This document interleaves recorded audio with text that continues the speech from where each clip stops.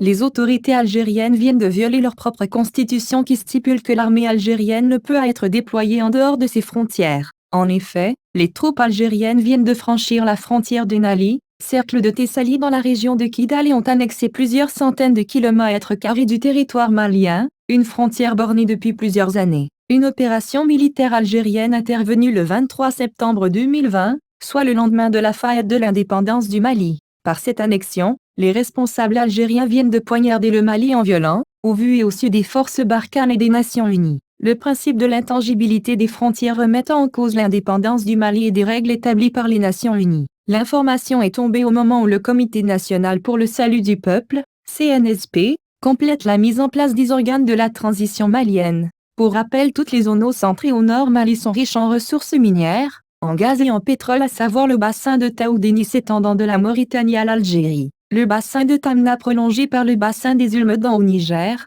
Graben de Gao, le Rif de Nara. Le moment de cette annexion est mal choisi par l'Algérie qui veut profiter d'une période de transition encore douteuse pour n'avoir pas emprunté le vrai chemin de l'honneur devant reconquérir le nord du Mali pour poignarder le peuple malien dans le dos qu'il a aidé de 1960 à 1963 à conquérir l'indépendance d'Algérie en envoyant des militaires maliens lutter contre la France. Au moment où les membres du Comité national pour le salut du peuple se battent pour piloter la période transitoire, voilà que l'Algérie impose la guerre aux Maliens, c'est à dire l'engagement des forces militaires maliennes pour récupérer cette partie du territoire malien annexée par les charlatans de militaires algériens commandés par des salonnards de généraux.